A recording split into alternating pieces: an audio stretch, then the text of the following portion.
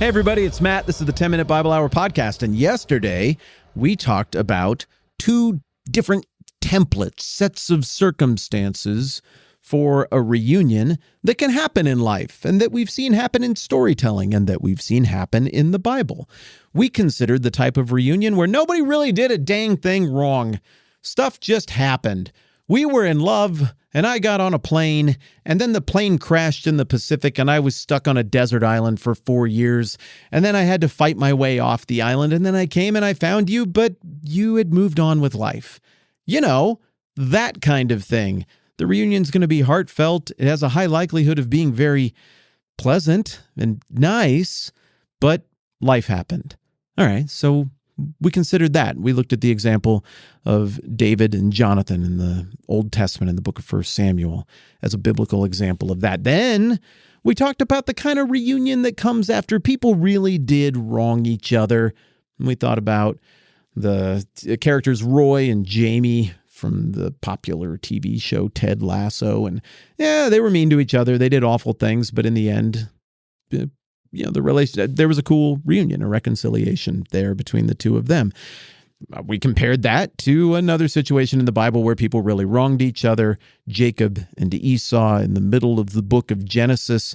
And then I got choked up like a pathetic, weak man, Michael. Look at us podcast friends. We're just like a couple of little kids reading the Bible together, having a cry.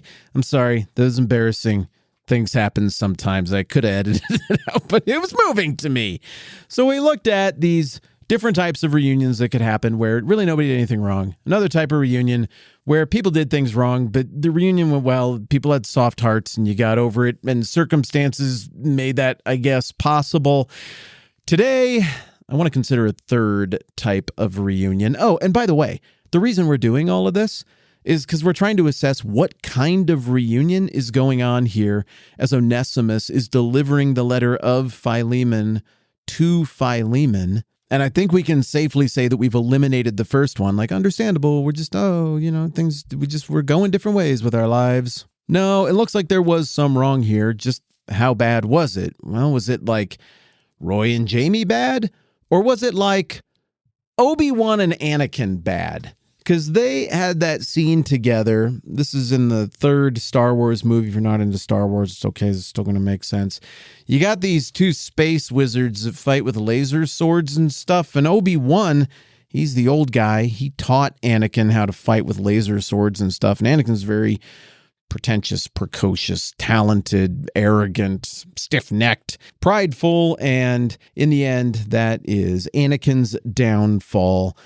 And they have a confrontation, finally. They have a big laser sword fight, and they both have real gripes with each other. Anakin's gripe with Obi-Wan was, sometimes you were too harsh when you teach me, and I wish you would just let me do more things. And Obi-Wan's gripe with Anakin was, I didn't like it when you slaughtered all those children with your laser sword. So, both sides have a point here, but my point is that as a viewer, when you watch that scene, you're totally team Obi-Wan, because you're like, the reason this reconciliation isn't going to work is because of what you did, Anakin. That was too much. That wasn't like Roy and Jamie ribbing each other in the locker room. That wasn't even like Jacob and Esau and the horrible stuff that Jacob did to deprive Esau of an inheritance that should have been his.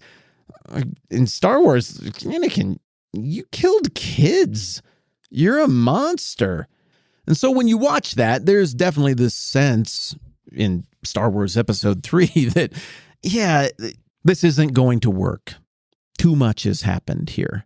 There's a situation that feels like it is maybe approaching that level of bad. I mean, there are a lot of situations that approach that level of bad in the Old Testament. I guess I have examples of betrayals that are so big and involve bloodshed that the reunion does go poorly. I think of stuff from the early era of the kings. I think of David's sons and Solomon's sons and some of the mess that happened there. But because I'm in a good mood and I want a happy example that gives us some sense of optimism, there's a story in Genesis right at the end And this story involves the next generation after Jacob and Esau. There's a bunch of brothers, and these brothers end up lending their names to the 12 tribes of Israel, more or less. And the brothers, it's the ancient Near East. They're all pretty morally complicated. We get to know a few of them, like Judah, who makes some really remarkable decisions with his family. These are rough and tumble characters, but Joseph is his dad's favorite. Dad likes Benjamin a lot as well. There's a musical and everything about this. Joseph is bequeathed a beautiful coat, and that makes all of his brothers jealous. I don't know how shrewd it was to give Joseph such a coat. I think that it might have been shrewd to kind of read the room and be like, these other kids of mine are sort of obnoxious. I think if I give Joseph a nice coat, they might be mean to him over that.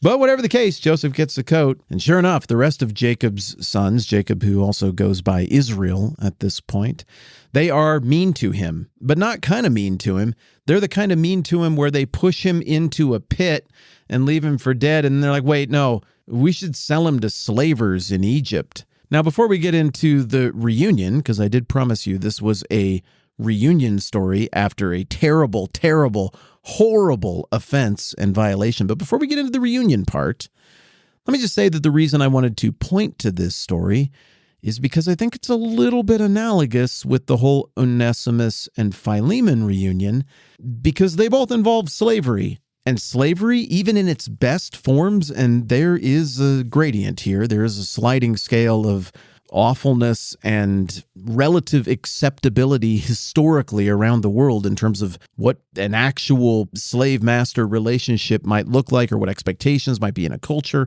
We're going to get to all of that stuff in future episodes, but it involves the same institution, slavery. That's a pretty unique violation of another person. It isn't quite bloodshed.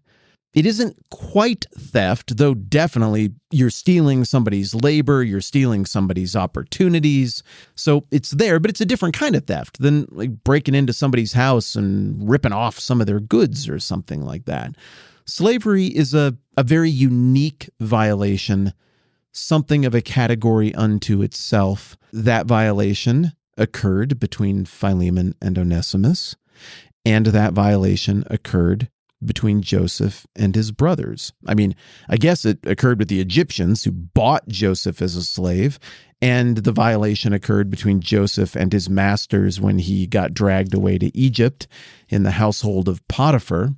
I've got another thing we need to process through about a motif that runs through the whole Bible here.